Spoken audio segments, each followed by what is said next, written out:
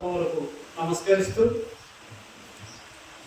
ఇక్కడ ఎంతో సుందరమైన ఈ ఆవరణను ఏర్పరచడానికి కారకులైన శ్రీ దొండేశ్వర్ మహారాజు గారి పాదపద్మములకు నమస్కరిస్తూ, ఎంతో దూరాల నుంచి వచ్చిన వాళ్ళు ఉన్నారు, ఇక్కడ పరిసరాల నుంచి వచ్చిన వాళ్ళు కూడా ఉన్నారు. మీరందరూ కూడా మీలో ఆ ప్రకాశ శక్తి ఉంది. సూర్యుని యొక్క కిరణాలలాగా ఆ కిరణాలు మీలో ప్రవహిస్తూ ఉంటాయి. ఆ ప్రవహించే కిరణమే దైవ కిరణం. మీ అందరిలో కూడా దైవ కిరణం ఉంది. ఆ దైవ కిరణం మీలో ఉంది కాబట్టి మిమ్మల్ని అందరినీ కూడా సంపూర్ణమైనటువంటి భగవత్ శక్తిగా భావిస్తూ మీ అందరి పాదాలలో నమస్కరిస్తూ ఈ సత్సంగం ప్రారంభిస్తున్నాం. राधा स्वामी नाम जो गावे सोई तरे, कल कलेश सब सुख पावे सब दुख हरे. చూడండి, రాధాస్వామి నామం ఎవరైతే నిత్యం పఠిస్తూ ఉంటారో, జపిస్తూ ఉంటారో, ఎప్పుడు కూడా అదే ఆలోచనలో కనుక మీ మనసునంతా కేంద్రీకరిస్తారో, అప్పుడు మీ జీవితాలు కష్టాలు తొలగిపోయి సుఖానికి రావడానికి అవకాశం ఉంది. కష్టాలున్నా కష్టాలు అనిపించవు. కష్టాలు వస్తాయి ప్రతి ఒక్కరికి కూడా. కర్మల నుంచి ఎవరు తప్పించుకోలేరు, భగవంతుడు కూడా తప్పించడు. ఎందుకంటే కర్మ అనుభవించాల్సిందే. కాకపోతే జరిగేది ఏంటంటే పెద్దగా పోయేది కొద్దిట్లో పోతుంది అంతే. కర్మ తప్పదు ఎవరికి. కృష్ణుడు అవతారం తీసుకొని వచ్చినా, రాముడు అవతారం తీసుకొని వచ్చినా, బుద్ధుడు అవతారం తీసుకొని వచ్చినా, జీసస్ క్రైస్ట్ మహమ్మద్ ఎన్నో సమస్యలు, ఎన్నో బాధలు, ఎన్నో రకాల ఈసడింపులు, ఎన్నో రకాల అవమానాలు. చూడండి, మీరు చరిత్ర చదువుకోండి, మీరు రామాయణం చదవండి. రాముడికి ఎంత కష్టం వచ్చింది, కృష్ణుడిని ఎట్లా అవమానం చేశాడు కంసుడు, ఎన్ని శిశుపాలుడు ఎన్నిసార్లు అతన్ని బాధ పెట్టాడు. 100 తప్పుల వరకు క్షమించాడు కదా కృష్ణుడు. మరి భగవంతుడైనటువంటి కృష్ణుడికి కూడా ఈ కష్టం ఎందుకు అంటే, వాళ్ళు ఈ ప్రపంచానికి ఒక సందేశం ఇవ్వడానికి భూమి మీద అవతరిస్తారు. ఎప్పుడు అవతరిస్తారు అని అంటే, ఎక్కువగా చెడు జరుగుతుంటే ప్రపంచంలో ఈ చెడును అరికట్టడం కోసమే భగవంతుడు భూమి మీదకి వస్తాడు. రాముడు ఉన్నప్పుడు రావణుడు ఉండే దుర్మార్గుడు, చెడ్డ లక్షణాలు కలిగిన వాడు, మహాజ్ఞాని అయినా కదా. చూడండి, అయినా మహాజ్ఞాని రావణుడు. అతను వేద పండితుడు, వ్యాకరణ పండితుడు, సకలం తెలిసిన వాడు. సకలం తెలిసినటువంటి రావణుడు ఎందుకు పతనమయ్యాడు? ఒకటే ఒక కారణంతో, పరశ్రీ వ్యామోహం. ఆయన ఎంత గొప్పవాడంటే, ఒకసారి శివుడి గురించి తపస్సు చేస్తూ శరీరంలో నుంచి పేగులను కూడా బయటకు తీసి వీణలాగా మ్రోగించి శివుడిని మెప్పించినటువంటి గొప్పవాడు. మరి ఇంత గొప్పవాడు ఎందుకు పతనమయ్యాడు? और बोगे ओ महाविष्णु के सामने आया और मर गया और मिल गया. ఏమంటున్నా, ఎప్పుడైతే అతను చనిపోయాడో అతను రాముడిలో లీనమయ్యాడు. రాముడు భగవత్ శక్తి అవతారం. ఆ అవతారం సంపూర్ణమైనటువంటి అవతారం తీసుకొని వచ్చి ఈ భూమి మీద నడియాడినటువంటి గొప్ప భగవంతుడు. ఆయనలోనే ఐక్యం కావడానికి ఆయన అన్ని తప్పులు పనిచేశాడని రామాయణం చెప్తుంది. రామాయణం ఎందుకు చెప్తుందంటే, ఈ జయ విజయాల కథ ఉంది ఒకటి. వీళ్ళు ఒక మహర్షి లోపలికి వస్తూ ఉంటే, ఎవరిని గెలవడానికి, విష్ణు మహాశయుడిని గెలవడానికి విష్ణు లోకంలో పోతున్నప్పుడు జయ విజయులు అటగిస్తారు ఒక మహర్షిని. ఆయన ఏం చేస్తారంటే శాపం పెడతాడు. నేను విష్ణు దగ్గరకు పోతుంటే మీరు ఆపారు కదా, మీకు నేను శాపం పెడుతున్నా. మీరు ప్రేమతో ఉంటే 7 జన్మలు పెట్టి, శత్రువుగా ఉంటే 3 జన్మలు మళ్ళా మీరు వచ్చి విష్ణు దగ్గర ఉంటారు. మీరు ఏది కావాలో కోరుకోమంటాడు. కోరుకోమంటే అప్పుడు ఏమవుతుంది?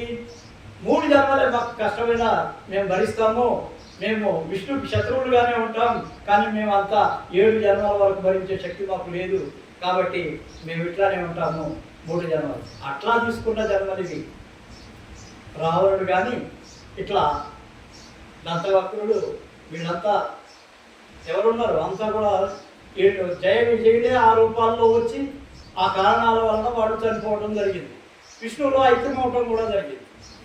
ఇక్కడ ఎందుకు చెప్తున్నామంటే ఎవరైనా సరే ఈ భూమి మీదకి వచ్చిన వాళ్ళు కర్మ చేయకుండా వెళ్ళడానికి వీలు. వాళ్ళేమన్నా భూమి మీద ఉన్నటువంటి పాపాన్ని తొలగించడానికి భగవంతుడి రూపంలో వస్తారు, అవతారాల రూపంలో వస్తారు. కానీ మనం ఎందుకు వస్తాము? మనకు పూర్వజన్మల్లో చేసుకున్నటువంటి కర్మలు ఏవైతే ఉంటాయో వాటిని తొలగిస్తావా, తగ్గించుకుంటావా, అది కొద్దిగా మనకి అవకాశం ఇస్తాడు భగవంతుడు. ఎందుకంటే పూర్తిగా పూర్వజన్మల్లో చేసుకున్న కర్మల్ని ఈ జన్మలో అనుభవించడం కాదు, ఈ జన్మల్లో చేసే కర్మలు కూడా పూర్వజన్మలోకి వెళ్తాడు. ఆ ఛాయిస్ మనకి ఇస్తాడు దేవుడు. ఆ దేవుడు ఇచ్చినటువంటి ఆ ఛాయిస్ని మనం సరిగా ఉపయోగించుకుంటే మరో జన్మలో ఇంకా కొద్దిగా మంచి జన్మ, తర్వాత ఇంకా మంచి జన్మ, ఇంకా భగవంతుడికి దగ్గర ఏ జన్మలు వస్తూనే ఉంటాయి. కాబట్టి ఇక్కడ చేయాల్సింది ఏంటంటే మీరు నిరంతరంగా గనక రాధాస్వామి నామం గనక ధ్యానం చేస్తూ ఉంటే మీకు ఏదో రూపంలో గురువు మీకు అనుకుంటాడు. మీరేం శ్రమ పడాల్సింది లేదు. మీరు ఏ మూల కూర్చున్నా కానీ గురువు మీకు ఆశీర్వాదం ఇచ్చి, మీకు నామదానం ఇచ్చి మీ జీవితాన్ని చాలా ఉన్నతమైన స్థితికి తీసుకెళ్తాడు. అది ఎక్కడ ఉంది ఆ శక్తి అంటే మీ యొక్క పవిత్రత మీద, మీ యొక్క జీవనం యొక్క ప్రయాణం మీద, మీరు చూపించే ప్రేమ మీద, మీరు చూపించే అహింసా మార్గం మీద, మీరు చూపించేటువంటి ప్రశాంతత మీద పరులకు సహాయం చేయాలనేటువంటి ఆలోచనతో ఉన్నప్పుడు మీకు ఉత్తమమైనటువంటి జన్మలు వస్తాయి. గౌతమ బుద్ధుడుగా పుట్టక ముందు అనేకమైనటువంటి జన్మలు ఎత్తాడు. దీన్ని బోధిసత్వ అంటారు. ఏమంటారు జన్మల్ని? బోధిసత్వ. బోధిసత్వ అంటే వాళ్ళల్లో మంచి బోధ జరిగి వాళ్ళ యొక్క తత్వం మారిపోతూ ఉంటుంది జన్మ జన్మకు కూడా. మీరు ఇక్కడికి వచ్చారంటే మీరు ఊరికనే ఇక్కడికి రారు ఎవరు కూడా. మీకు మాకు ఏదైనా సంబంధం ఉంటేనే వస్తారు. గురువుతో సంబంధం ఉన్న వాళ్ళే ఇక్కడ కూర్చోగలుగుతారు, లేకపోతే కూర్చోలేరు. ఈ రేడియేషన్, ఈ గురువు యొక్క తత్వం, ఈ గురువులో ఉండేటువంటి ప్రకాశ శబ్దాలు, ఇవన్నీ మీ మీదకి ఫోకస్ కావాలనుకుంటే ఆ యొక్క కర్మ ఎంతకు ముందు చేసిన మంచి కర్మ ఉంటేనే ఇక్కడికి రాగలుగుతారు, లేకపోతే లేదు. जो कोई आया मेरी सभा में गुरु का रूप लगा हूं. దీక్షిత్ మహారాజ్ ఒక గొప్ప విషయం చెప్పాడు. ఏంటంటే ఎవరైతే నిజమైనటువంటి భక్తితో నా దగ్గరకు వస్తారో, ఎవరికైతే ఆ బ్రహ్మ పదార్థం గురించి తెలుసుకోవాలని వస్తారో వాళ్ళకు నా సభలో ఏదో ఒక నిరూపణ జరుగుతుంది అంటాడు. ఏదైనా సరే ఒక ఝలక్ అనేది వస్తుంది. చూడండి, ఒక్కొక్కసారి ఒక్క క్షణంలోనే మీరంత సాత్వికమైన అసలు శరీరంలో లేనట్టు అయిపోతారు. శరీరం ఖాళీ हो जाता जब గురువు ఆ जाता. ఎప్పుడు వస్తాడా గురువు లోపలికి? ఎప్పుడైతే మీరు ఖాళీ అయిపోతారో, మనస వాచ కర్మణ అన్నింటినీ కూడా గురువుకి మీరు ఇవ్వగలిగినప్పుడు, శరణాగతి అయిపోయినప్పుడు, మీరు ఖాళీ అయిపోయినప్పుడు ఆ ఖాళీలోకి గురువు వస్తాడు. ఆ గురువే మీకు శబ్ద ప్రకాశాల రూపంలో దర్శనమిస్తాడు. శబ్ద ప్రకాష్. ఈ రాధాస్వామి సత్సంగంలో మెయిన్గా చెప్పేది ఏంటంటే శబ్దము మరియు ప్రకాశం, ఇవి రెండే. భగవంతుని యొక్క రూపం లేదు అసలు. నిజానికి భగవంతునికి రూపం లేదు. వాళ్ళ అవతారాలు తీసుకొని వస్తే రాములో కృష్ణుడు. కానీ అసలు తత్వం ఏముందంటే ఒక ప్రకాశంలో, శబ్దంలోనే భగవంతుడు ఉంటాడు. ఈ శబ్దంతోనే ప్రపంచం పుట్టింది. With the words of the gods. The gods has word with him.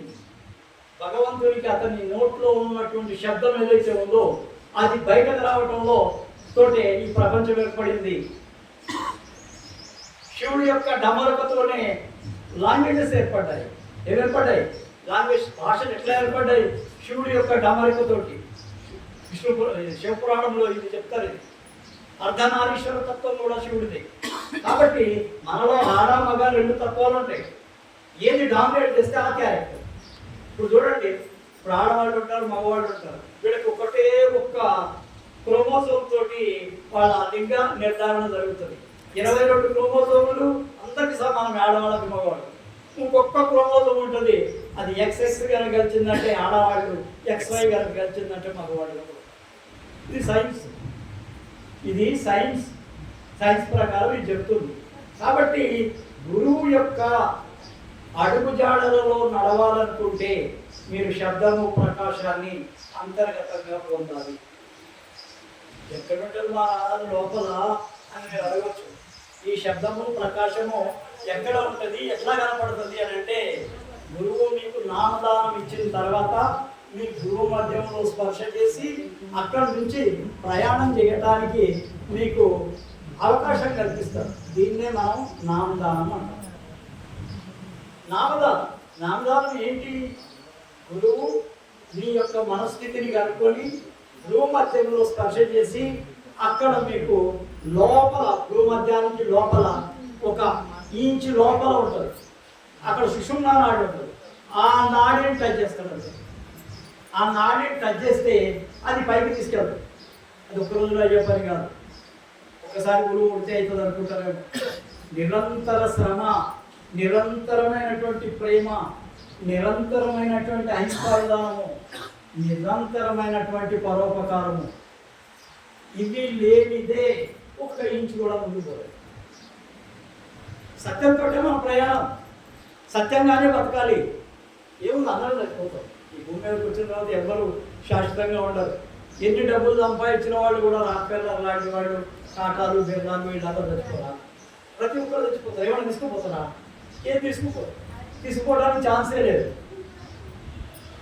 మీరు శరీరంలో ఉన్నప్పుడు మీరు శివుడు, శరీరంలో నుంచి బయటకు వెళ్ళిపోతే శవం. శివం శివంలో ఉన్నప్పుడే సాధించాలి ఏదన్నా. శవం అయిపోయిన తర్వాత ఎవరు అదే జ్ఞానం లేనప్పుడే. ఎట్లాంటి ధర్మం వస్తుందో తెలియదు, నీ కర్మలు ఎట్లా పట్టుకుంటాయో తెలియదు, నువ్వు ఏ రూపంలో వస్తావో తెలియదు. మంచి కర్మలు చేస్తే మంచి రూపం వస్తుంది, చెడు కర్మలు చేస్తే చెడు జరుగు. ఒక మహాశయుడు ఒక సత్సంగంలో నేను విన్నాను. ఆయన ఏమన్నా అంటే, ఒక ఆమె ఇస్తరాకులు బయటపడేసిన తర్వాత వాటిని వేరుకొని తింటూ ఉంటుంది. అప్పుడు ఆమె మీద కుక్కలు కూడా దాడి చేస్తూ ఉంటాయి. అది యాక్చువల్గా ఏం జరుగుతుంది, మనం ఇస్తరాకులు పడేయాలంటే కుక్కలు వస్తాయి, తింటారు. ఆ కుక్కలతోటి పోటీ పడుతూ ఎవరో దొరుకుతుందేమో అని చూస్తున్నాను. ఆ మహాత్ముడు చూశాడు. చూసారా, ఈమె ఒకప్పుడు మహారాణి. ఈమె ఏం చేసింది, వీళ్ళందరూ కూడా ఆమె తింటా ఎక్కువైంది పడేసింది, కానీ మనకి పెట్టలేదు. చూసారా, ఎక్కువైంది పడేసింది ఇట్లా, కానీ అక్కడ ఉన్న పక్కన వాళ్ళకి ఎవరికి కూడా ఒక ముద్ద కూడా పెట్టలేదు. ఇప్పుడు ఆ ఫలితం వచ్చింది ఏమిటో అన్నారు. అంటే మనం చేసే ప్రతి కర్మ ఎంత కఠిన స్థితికి తీసుకెళ్తుందో చూడు. మహారాణి ఏంది, అడుగు తినే పరిస్థితి ఏంది? కారణం మనం చేసేటువంటి కర్మలు. మంచి పనులు చేస్తే మంచి జీవితం, చెడు పనులు చేస్తే చెడు జీవితం. కాబట్టి ఈ జీవితం నుంచి అవాగమాన్సే బాహర్గా, ఈ జన్మల పరంపర నుంచి బయట పోవటమే రాధస్వామి. ఒరే జన్మ నై లేనా పడేగా. ఎందుకు? ఇంకో జన్మకు వస్తే ఇంకా ఎన్ని తప్పులు చేస్తామో తెలియదు కదా. చూడండి, గొప్ప గొప్ప మహాత్ములు కూడా ఈరోజు పడిపోతూ ఉన్నారు, అరెస్ట్ అవుతూ ఉన్నారు, జైలుకు పోతూ ఉన్నారు.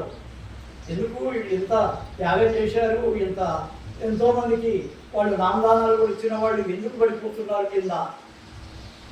ఏమన్నా ఎందుకు పడిపోతారు అని అంటే, వాళ్ళ కర్మ పూర్వంలో ఏదో కర్మ పట్టుకుంటుంది, అది కిందికి తీసేస్తుంది. లేకపోతే వాళ్ళకి ఆ ఆలోచన, చెడు ఆలోచన ఎక్కడో లోపల ఉంటుంది, అన్కాన్షియస్ స్టేజ్లో, అది బయటకు వచ్చేస్తుంది.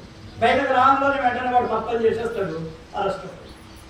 ఇన్ని రోజుల శ్రమ, ఇన్ని రోజుల గౌరవము, ఇంత ఏదో పై స్థాయిలో ఉన్నటువంటి వాడు ఎవరికాడు పతనం అయిపోయాడు, కింది పడిపోయాడు.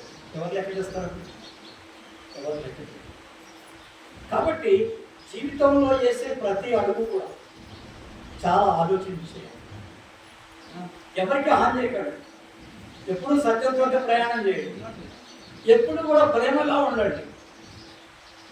మా గురువు గారు చెప్తుండే ఆనందరావు మహారాజ్, అందరినీ ప్రేమించాలి, వాడు బీదోడు కదా అని ఆయన ఇంటికి పోకుండా ఉండేవు. తప్పు, ఇది తప్పు. బీదవాళ్ళని ఎంతైతే ప్రేమతోటి ఉంటావో ధనవంతుడితో కూడా అదే ప్రేమతోటి ఉండు.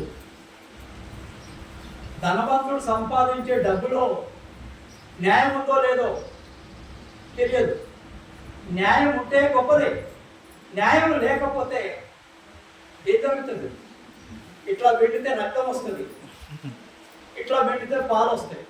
బీదవాడు ఎంత ప్రేమతోటి, ఎంత సత్యంతో, ఎంత నిస్వార్థంతో, ఎంత న్యాయంగా వాడు సంపాదించిన డబ్బులు ఉంటాయో వాటిని ఇట్లా పెట్టితే పాలు వస్తాయి. ఇది గురునానక్ జీవితంలో జరిగింది. పేద కోటీశ్వరుడు ఆయన ఆహ్వానించాడు గురునానక్. ఆహ్వానిస్తే పోయాడు. నేను రానాయా, ఎందుకు నన్ను బాధపడతావు, వద్దు, ఈ దగ్గరికి నేను రాను. అతి బీదవాడైనటువంటి ఇంకో రొట్టెలు కట్టుకొని రెడీగా ఉన్నాడు.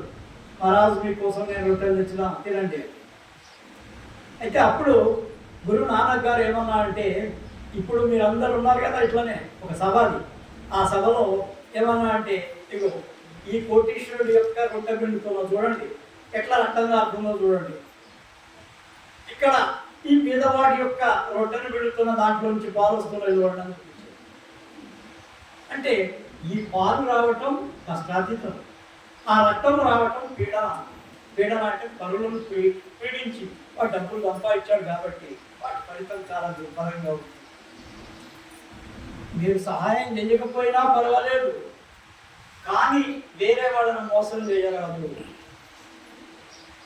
ఎప్పుడు కూడా వేరే వాళ్ళని మోసగించేవాడు తను తప్పక మోసపోతాడు. మోసం మోసమే, మంచి మంచే. శుభం ఇప్పుడు మనకు చదువుైనా పర్వాలేదు, అంతటి ప్రేమగా ఉండు అని మంచిగా కావాలని కోరుకో. దీన్ని శుభ సంకల్పం అంటారు. నేనేమంటారు, శుభ సంకల్పం చెయ్యండి. మీరు శుభ సంకల్పం చేస్తే మీ కుటుంబం బాగుపడుతుంది. మీరు వాడు చెడు చేసిండని వాడికి ఇష్టం వచ్చినట్టు తిడితే ఆ కర్మలు మీకు అంటూ, ఆ కర్మలు మీకు అంటుకుంటాయి. కాబట్టి వ్యవహరించాల్సిన తీరు ప్రేమతోటే. ఎవరితోటి వ్యవహరించినా కానీ ప్రేమతోటే వ్యవహరించండి.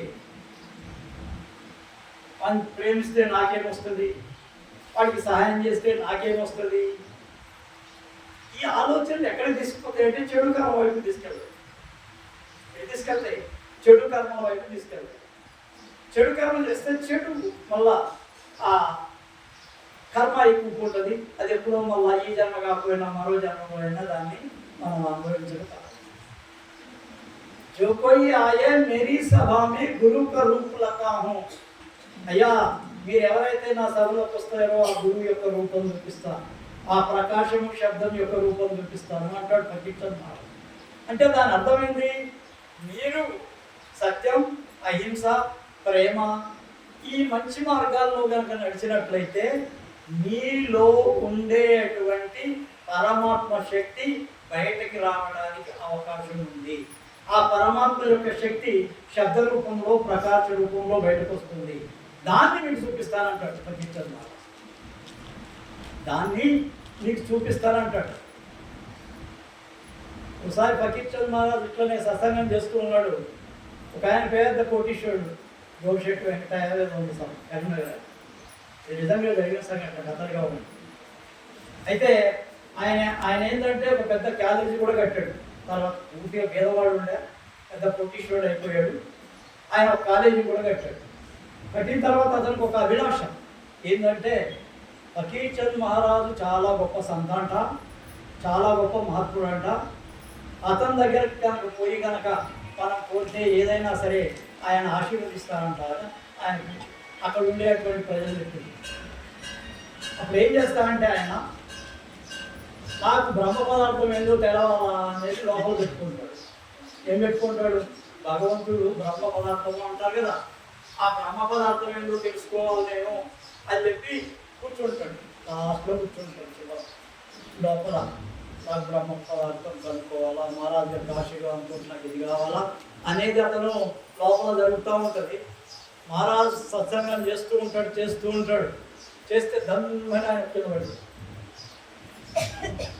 ఏమైపోయాడు, ఆయన పడిపోయాడు కింద.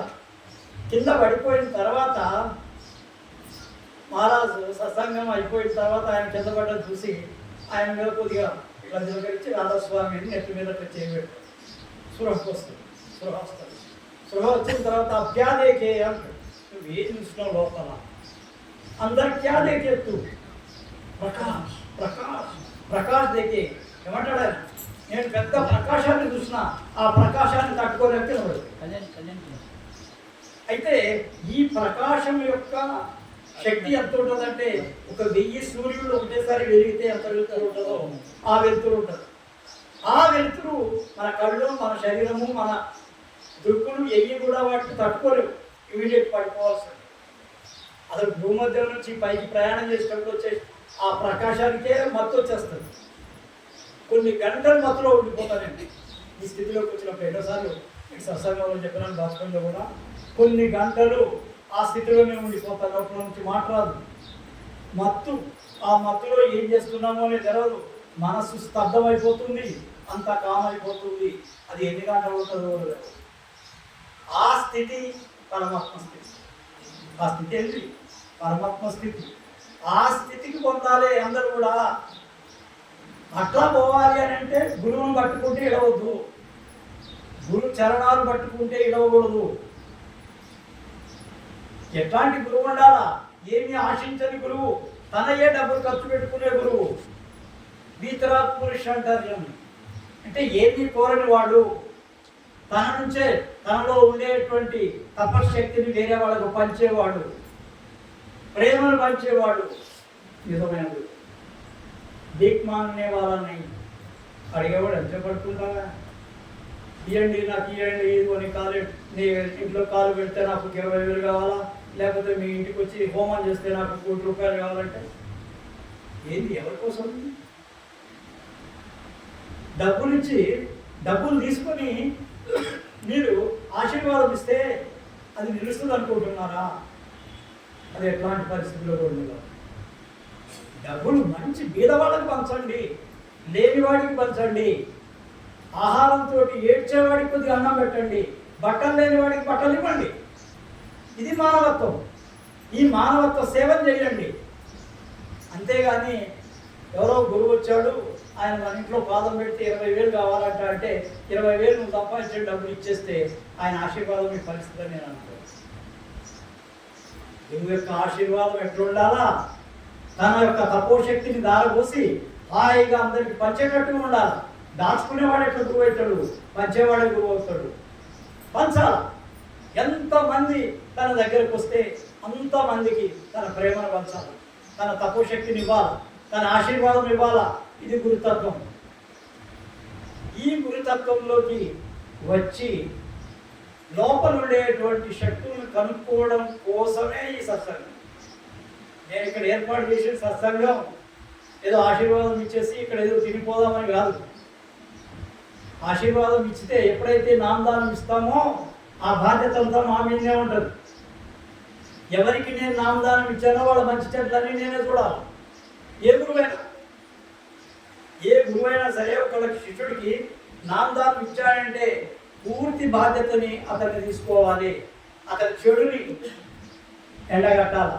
అరే బాబు, నువ్వు తప్పు చేస్తున్నావు, తప్పు, ఇది మానుకో అంటే మానుకో. నువ్వు రోజు ధ్యానం చేయట్లేదు, రోజు చేయాలి. ధ్యానంలో వచ్చే ఆటంకాలు ఏమున్నాయో వాటిని కూడా సవరించేవాడే గురువు. అందరు కాదు గురువులు. అందరు ఎట్లా గురువులు అవుతారు? లోపల శక్తి లేనిదే, లోపల ప్రకాశము శబ్దం యొక్క శక్తి లేనిదే ఎవరు కూడా గురువులు కాలేరు, అయినా నిలవలేరు. ఇది కాబట్టి మనం ఎప్పుడు కూడా ఆలోచించాల్సింది ఏంటంటే నామదానం చేసిన తర్వాత సత్యంతో ప్రయాణం చేయటమే. మహారాజున్నాడు మనకి ఏ ఆపద వచ్చినా కానీ ఆయన చెప్పుకుంటాం. ఆయన ఆశీర్వాదం ఉంటుంది. కష్టాలు ఉంటాయి, నష్టాలు ఉంటాయి, అన్నీ ఉంటాయి. కానీ దానికి తగ్గ ఏర్పాట్లన్నీ కూడా తన ఆశీర్వాదంతో ఆ శిష్యుడికి అందజేయటం కూడా గురువు బాధ్యత. ఎన్నో సంఘటనలు ఉన్నాయి ఇట్లా. ఒక ఆయనకు కడుపు నొప్పితోటి విపరీతంగా బాధపడుతూ ఉంటే గురువు కడుపు నొప్పి ఎక్కువయ్యే మందు చెప్తాడు. కడుపు నొప్పి ఎక్కువయ్యే మందు చెప్పి రే బాబు ఈ తిరుగు తగ్గిపోతాడు. అందరికీ తెలుసు ఆ మందు తింటే ఇంకా కడుపులో నొప్పి ఎక్కువ అవుతుంది. కానీ ఇక్కడ గురువు ఏం చేస్తాడు, నువ్వు దినమయ్యా నీకు తగ్గిపోతుంది అంటాడు. వాడు విశ్వాసంతో ఉన్న శిష్యుడు అయితే చెప్పాడు, విశ్వాసం లేని వాళ్ళు పనిచేయదు. విశ్వాసం ఫలదాయం. విశ్వాసం లేదు ఏది పనిచేయదు. నేను ఎంత మిమ్మల్ని ఆశీర్వదించినా కానీ నీకు నా మీద కనుక విశ్వాసం లేకపోతే అది పనిచేయటం తక్కువనే. ఏవో కొన్నిసార్లు జరగవచ్చు. ఇట్లా కూడా ఉన్నాయి. ముఖ్యమంత్రి మహారాజ్ చెప్తుండే నాకు, వాడు ఇంతకుముందు మనం చాలా విమర్శించిండా బ్రహ్మరెడ్డి, అయినా నా దగ్గరకు వచ్చిండు. ఇప్పుడు ఏమంటుండే అయినా కానీ నా దగ్గరకు వచ్చిండు. నేను ఇప్పుడు ఏం చేయాలి? ఆశీర్వాదం పంపించాను. వాడు మంచిగా అయిపోయాడు. ఇయే డైలాగ్ చెప్తుండే. అయినా కానీ మంచిగా అయిపోయాడు. నేను మనస్ఫూర్తిగా ఇచ్చిన ఆశీర్వాదం, కానీ వాడు విమర్శించినా కానీ ఇచ్చిన. ఇట్లా మహాత్ములు ఎవరి మీద అయితే విశ్వాసం పెట్టుకొని మీరు ఉంటారో ఆ మహాత్ములు ఇచ్చే ఆశీర్వాదం ఫలిస్తుంది. నేను రోజు నాకు రాధస్వామి చెప్పేవాళ్ళందరికీ చెప్తూ ఉంటాను, అయ్యా మీరు 50% మీరు నా మీద ప్రేమ చూపిస్తే నేను 100% మీ దగ్గరికి నా ప్రేమను మీకు పంచుతాను. ఇది రెసిప్రోకల్. మీరు ఒక అడుగు ముందుకేస్తే నేను 2 అడుగులు ముందుకేస్తాను. మీరు ప్రేమించకపోతే మీ పనులు మీరు ప్రేమించాలి, గురువుని ప్రేమించాలి. గురువుని ప్రేమించడం అంటే ఏంటి? మీ యొక్క పూర్తి మనస్సుని శరణాగతి అయిపోయి గురువు పాదాల దగ్గర పెట్టినట్టే అది నిజమైన ప్రేమ. ప్రేమ అంటే మహారాజు గ్రామంలోనే 4 రకాల పిండి వంటలు వండి నోట్లో పెడితే ఇది కాదు. 10 రకాల దండలేసి లేకపోతే కాళ్ళు మొక్కితే అది కాదు. ప్రేమ కావాల గురువు మీద, స్వచ్ఛమైన ప్రేమ. మీరు గురువుకి ఇవ్వగలిగినప్పుడు ఆ గురువు మీకు ఇంకా మీరు ఎంతైతే ప్రేమించారో అంత ప్రేమ మీకు అందిస్తారు. ఎన్నో సంఘటనలు ఉన్నాయి, ఎన్నో సంఘటనలు. కొత్తగా నా దగ్గరికి వచ్చి ఒక ఆమె, ఒక ప్రయాణంలో ఉన్నాం మేము. ఏంటంటే ఒక అష్ట గణపతుల దీంట్లో టూర్లో ఉన్నాం. ఒక డాక్టర్ అమ్మ, ఎంబీబీఎస్ డాక్టర్ అమ్మ, రైల్వేస్లో పనిచేస్తుంది. డాక్టర్ అరుణ ఆమె ఒక దగ్గర బస్ ఆపారు. అక్కడ భోజనం ఏర్పాటు చేశాం. ఆమె ఎందుకు మరి నా దగ్గరకు వచ్చి తన బాధ చెప్పుకుంది. వాళ్ళ చెల్లెలు ఆమె ఇద్దరు ఒకే ప్లేట్లో తినేవాళ్ళు, భోజనం చేసేవాడు. అంత ప్రేమ అక్క చెల్లెలు. అయితే ఆమె సడన్గా చచ్చిపోయిన తర్వాత ఈమె ఒక రకంగా మైండ్ అప్సెట్ అయిపోయింది, చాలా బాధలో ఉంది. మరి ఎందుకు వచ్చిందో నా దగ్గరకు వచ్చి ఆమె సంగతి నాకు తెలియదు. అట్లా మరి నేనెవరో ఆమె తెలవదు, నేను గురువుని తెలవదు, లేకపోతే ఆమెకి ఏమి తెలవదు. ఎందుకు వచ్చిందో నాకు తెలవదు. నా దగ్గరకు వచ్చి ఇట్లా అని చెప్తే గృహమండలంలో ఇట్లా పెట్టి ఒక 5 నిమిషాలు ధ్యానం చేసిన 10 నిమిషాలలో నా బాధ పోయింది. అట్లా ఇప్పుడు నాకేం బాధ లేదు, ఆ చనిపోయినందుకు నేనేం బాధపడలేదు. ఒక్క 10-15 నిమిషాల్లోనే ఆన్సర్. ఆమె సికింద్రాబాద్ నుంచి మా ఇంటికి వచ్చి ధ్యానం చేసుకొని పోతుండే. సికింద్రాబాద్ డాక్టర్, మా ఎంబీబీఎస్ డాక్టర్. ఆమె ఇక్కడికి వచ్చి మా దగ్గరకు వచ్చి షాద్నగర్ ఒక డ్రైవర్ని పెట్టుకొని వచ్చి ఆమె ధ్యానం చేసుకొని ఆశీర్వాదం తీసుకొని పోతుంది. ఇదేం కనెక్షన్? ఆమె ఎవరో మనకి తెలవదు. అక్కడ ఆకస్మికంగా ఒక టూర్లో కలిసింది. ఆ తర్వాత ఎన్నిసార్లు నా ఇంటికి వచ్చింది, ఎన్నిసార్లు ధ్యానం చేసుకొని ఆ ప్రాబ్లం చెప్తే సాల్వ్ అయినాయి. ఎట్లా జరుగుతుంది అంటే పూర్వంలో ఆమెకు మాకు ఏదో కనెక్షన్ ఉన్నది. ఆ కనెక్షన్ లేకపోతే ఆమె నాకెందుకు చెప్పాలి ప్రాబ్లమ్స్ చెప్తే ఆమె ప్రాబ్లమ్స్ అన్నీ తీరెట్లా పోవాలి, ఆమె ప్రశాంతత ఎట్లా పొందాలి, ఎట్లా ఇది పూర్వంలో ఉండేటువంటి కనెక్షన్. ధ్యానం చేసి ఆమె చెప్పేవాడిని, మీ ఇంటి ముందు ఒక పూల చెట్టు ఉంది, అది ఎదరానికి పూలు పూస్తుంది, నిజమేనా? అవును. అంటే అది ఒక్కొక్కసారి దృష్టిలోకి వస్తుంది ధ్యానం. ఆ దృష్టిలోకి వచ్చింది కానీ చెప్పితే ఆమె కూడా యాక్సెప్ట్ అయ్యింది అన్నిటికీ కూడా. ఒక ముసలమ్మ మీ ఇంటికి వస్తుంది నల్ల చీర కట్టుకొని, నిజమేనా అన్నారు. ఆమె నుంచే నాకు చాలా ప్రాబ్లమ్స్. అంటే ఇది లోపల కనిపించే దృశ్యాలు ఒక్కోసారి కనబడతా ఉంటే చెప్తాం. అన్ని చోట్ల అన్ని ప్రదేశాలలో అట్లా జరుగుతుందని నమ్మకం లేదు. ఆమె విషయంలో మాత్రం జరగదు. అయితే ఇక్కడ చెప్పేది ఏంటంటే, దృఢమైన విశ్వాసం మీలో కనుక ఉన్నప్పుడు మీకు అనేకమైనటువంటి అద్భుతాలు జరుగుతాయి. మీరు ఎప్పుడు కూడా ఇది జరగదు అనుకునేది కూడా జరుగుతుంది. ఎప్పుడు జరగదు. ఇంకేమి, ఇంకా 35-40 ఏళ్ళు వచ్చినాయి, ఇంకా పిల్లలు ఏమవుతారు, ఇంకా కారేమో అనుకున్న వాళ్ళు కూడా ఆశీర్వాదం వస్తాయి. 10 ఏళ్ళు మా దగ్గర కార్పెంటర్ కానీ ఎంత నిజాయితీ పోయాడంటే ఆ కార్పెంటరు నార్త్ ఆయన ఎక్కడ ఢిల్లీ దగ్గర అతను. అయితే మాకు పని చేయడానికి వచ్చేవాడు కార్పెంటరీ వర్కింగ్లో. ఆ టెక్నిక్స్ కానీ ఏమన్నా కావాలని వాళ్ళకు 7 సంవత్సరాల నుంచి సంతానం లేదు. వాళ్ళ తమ్ముడు పెళ్ళి అయింది, వాళ్ళ పిల్లలు పుట్టారు, అది అయింది ఇది అయింది అంతా అయింది. ఒకసారి అంటే జనరల్గా నిజాయితీ పడు అతనిలో నేను మెచ్చుకున్నది ఏంటంటే, ఒక పని చేసిన తర్వాత 1000 రూపాయలు పని చేస్తే నాకు 700 చాలండి. ఎందుకు గురిచారాడు అట్లా అంటున్నావు, అది తప్పు, నేను 1000 రూపాయలు ఇస్తున్నా తీసుకెళ్ళంటే ఆ 300 నేను డాక్టర్ ఖర్చు పెట్టాలన్నాను. కృష్ణ ఇంకా 300 రూపాయలు ఎవరికి ఖర్చు పెట్టాలా, డాక్టర్ ఖర్చు పెట్టాలి మహారాజు, మీ దగ్గర నేను ఎక్కువ తీసుకోను అంటాను. అటువంటి ఆయన భార్యను తీసుకొని మా దగ్గరకు వచ్చాడు. భార్యను తీసుకొచ్చి ధ్యానం చేసుకున్న తర్వాత ఫలం ఇచ్చి ఆమెకు ఆశీర్వాదం ఇచ్చింది. ఆమె సంతానం. కానీ పాపం 3 నెలలు 4 నెలలు ఉండి చనిపోయాడు. ఆమె పాపం వచ్చింది. 3 నెలలు 4 నెలలు ఉండి చనిపోయాడు.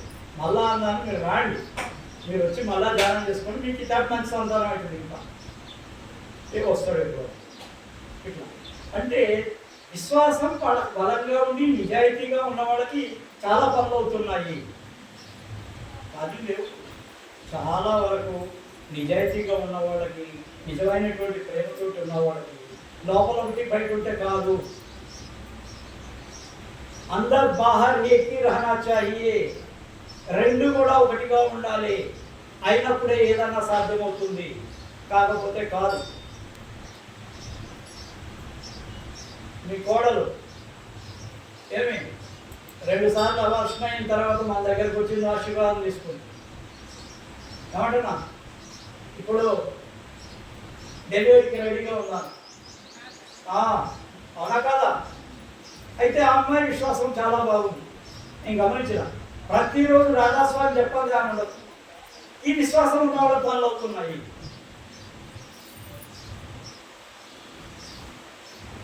ఎప్పుడైనా సరే విశ్వాసంతో ఉండి గురువుతోటి గనక సరి అయినటువంటి విధానంగా ప్రవర్తిస్తూ రోజు రాధాస్వామి గనక ధ్యానం చేస్తూ ఉంటే మీ పనులు అవుతాయి, మీకు మంచి జీవితం దొరుకుతుంది, మీరు ఆధ్యాత్మిక చింతనలో ఉన్నత స్థాయికి పోవడానికి అవకాశం ఉంటుంది. కాబట్టి ఆధ్యాత్మిక చింతనలో ముందుకు పోవడమే మనిషి యొక్క పూర్తి లక్ష్యం. అదే what is the goal of human being. అసలు లక్ష్యం ఏంటి మనకి? What is the aim of this life? ఈ జీవితానికి ఏంటి అర్థమైంది? అర్థం ఏంటంటే ఒకటే, భగవంతుని యొక్క చరణాలు పట్టుకోవడమే, భగవంతుని యొక్క శక్తిలోకి వెళ్ళిపోవడమే, ఈ బిందువు పోయి ఆ సింధువులో కలవటమే, ఈ సూర్యకిరణం పోయి అనంతమైనటువంటి సూర్యబింబంలో కలవటమే.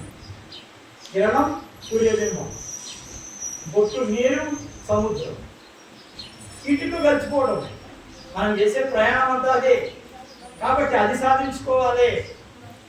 ఇవన్నీ ఇప్పుడు మంచి చేస్తే 4 రూపాయలు వస్తాయి, అదంతా మంచి అవుతున్నారు అంటే అది వేరే. కానీ ఆధ్యాత్మిక ఉన్నత స్థాయికి పోకపోతే మనం ఎంత సంపాదించినా కానీ మనం వెనకబడి ఉన్నట్టే. డబ్బులు కాదు, భగవంతుడు ఇచ్చే ఆశీర్వాదంతో ఎంత బీదవాడు ధనవంతుడు అవుతాడు, ఎంత ధనవంతుడు బీదవాడు. మనం ఎందుకు చూస్తున్నాం? ఎంత కోటీశ్వరుడు కూడా బీదవాడు అయిన వాడు. సాగర్ యూనివర్సిటీ అని ఒకటి ఉంది, ఒక ఇంటర్నేషనల్ లాయర్, ఆయన మొత్తం ప్రపంచం అంతా తిరుగుతుంటాడు. పెద్ద యూనివర్సిటీ కట్టాడు, సాగర్ యూనివర్సిటీ.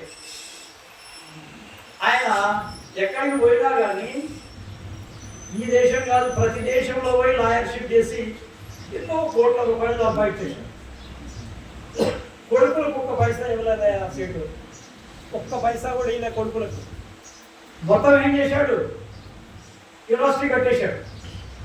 ఆ కొడుకులు బికార్లైన రోడ్లా కూడా తిరుగుతుంటారు. నాయనా మాకు పైసలు, నేను మిమ్మల్ని ఎవరినన్నా అడిగినానా? నేను మా నాయన నాకు ఇచ్చిండా, మా నాయన నాకు ఇవ్వే, నేను కూడా మీకు ఇవ్వను. నేను సంపాదించిన ఒక యూనివర్సిటీ కట్టేశాడు, పెద్ద యూనివర్సిటీ, సాగర్ యూనివర్సిటీ. ఈ సాగర్ యూనివర్సిటీ మధ్యప్రదేశ్లో ఉంది. ఇది చాలా పెద్ద యూనివర్సిటీ. ఆయన అనేది ఏంటంటే, ఆయన వాదం ఒకటి ఉంది. ఏమంటా అంటే, ఎవరు సంపాదించుకుంది వాళ్ళే ఖర్చు పెట్టాలి. కొడుకు తండ్రి అనేది ఇప్పుడు ఆయన చనిపోయిన తర్వాత పిల్లలకే అవుతుంది. కానీ ఆయన ఏం చేసాడు, తను సంపాదించింది మొత్తం కూడా యూనివర్సిటీ ఖర్చు పెట్టాడు. ఇని అంతలో మీరే సంపాదించుకోండి, మీరే బాగుపడు, మా తండ్రి నాకేం చేయలేదు, నేను సంపాదించి నేను ఖర్చు పెట్టాను. ఇది అనుభవం. దీంట్లో కొంత సత్యం ఉంది. పిల్లలు నాయన సంపాదించిన డబ్బులతోటి జలసాలు చేయకుండా వాడు కూడా కష్టపడి పని చేయాలనే ఉద్దేశం దాంట్లో తను సంపాదించుకొని తినేది ప్రతి రూపాయి కూడా చాలా విలువైంది. తల్లిదండ్రుల నుంచి కోట్ల రూపాయలు ఆస్తులు వస్తే జలసాలు, క్లబ్బులు, తర్వాత అయ్యి ఏమంటారు మన బెట్టింగ్స్, హార్స్ రేసులు, ప్యాకాట్లు, వీటిలో ఖర్చు పెడతారు. కానీ కష్టం విలువ తెలియదు కాబట్టి ప్రతి రూపాయి కష్టంతో సంపాదిస్తే ఆ రూపాయిని ఎట్లా ఖర్చు పెట్టాలో వాడికి తెచ్చుకుంటారు. అందుకని ఆయన చూసి మనం ఒకటి నేర్చుకోవచ్చు. మనం కష్టపడి పనిచేసి మనం సంపాదించుకొని మన భార్య పిల్లలను పోషించుకోవాలా అనే గొప్ప జీవన సత్యం ఉంది. కాబట్టి ఇట్లాంటిది కూడా చాలా మంచి విధానం. ఆ కమాకి కావు అని దాంట్లో రాధాస్వామిలో కూడా చెప్తారు. నీ అంతటి నువ్వే కష్టపడి సంపాదించుకొని తిను, నీ కుటుంబానికి ఖర్చు పెట్టు, ఆ కుటుంబం చాలా ఉన్నత స్థితికి వెళ్తుంది. ఎందుకంటే కష్టం ఉంది కదా. ఈ కష్టం దీంట్లో దైవం కూడా కలిస్తే, దైవశక్తి కూడా కలిస్తే ఈ కష్టంలో వాళ్ళు చాలా మంచి జీవితాన్ని గడిపేటువంటి ఉన్నతమైనటువంటి ఆత్మలు అయిపోతారు, ఉన్నత ఆత్మలుగా మారుతారు. హంస చేస్తారు. ఏమంటారు, కాకి నుంచి హంస స్థితి. కాకి నుంచి హంస స్థితి. కాకి ఏం చేస్తుంది, అన్ని పదార్థాలు తింటా ఉంటారు. కానీ హంస ఏం చేస్తుంది, నీరు పాలను వేరు చేసే తత్వగుణము దాంట్లోకి ఎంటర్. దీన్ని విచక్షణ జ్ఞానం ఏమంటారు, ఇది విచక్షణ జ్ఞానం. పాలు నీరుని వేరు చేయగలిగే శక్తి కేవలం హంసకు మాత్రమే ఉంది. కాకి వ్యర్థ పదార్థాలను తింటూ ఉంటుంది. కాబట్టి ఆ రూపం నుంచి, కాకి రూపం నుంచి హంస రూపం మారటమే రాధాస్వామి సత్సంగం యొక్క ముఖ్యమైనటువంటి లక్ష్యము. 38 minutes. కాబట్టి నేను చెప్పేది, ఇక్కడికి వచ్చేది, నేను చెప్పేది మీ అందరి యొక్క ఉద్ధరణ కోసమే. మీ జీవితాలు ఆధ్యాత్మిక వైపు అడుగులు పడాలనే, మీ జీవితాలు దేదీప్యమానంగా వెలుగొందాలని నేను ఇక్కడికి వస్తుంది. ఇది పెద్ద సెంటర్ చేయాలని నా సంకల్పం ఉంది. దీన్ని చాలా గొప్పగా తీర్చిదిద్దాలని మేము అనుకుంటున్నాము. దానికి మీరు అందరూ సహకరిస్తే దీన్ని చాలా ఉన్నతమైనటువంటి స్థితికి తీసుకెళ్తాం. ఎక్కువ మంది రాండి, ఉపయోగించుకోండి, ప్రసాదం తీసుకెళ్ళండి. మీ కోరికలు కూడా తీరే అవకాశం ఉంటుంది. కాబట్టి నిజమైన భక్తి, ప్రేమ ఈ గురువు పట్ల ఉంచితే ఈ గురువు లోపల ఉండే ప్రకాశ శబ్దాలు మిమ్మల్ని ఆశీర్వదించి మీ జీవితాలని మంచి మార్గంలోకి మలుస్తారు. కాబట్టి దీన్ని ఆచరిస్తారని, మీ జీవితంలో మంచి ఉన్నత స్థాయి పొందాలని ఆ పరాతత్వ రూపుడైనటువంటి భగవంతునికి ప్రార్థన చేస్తూ ఈ సత్సంగం ఇంతటితోటే రాధాస్వామి.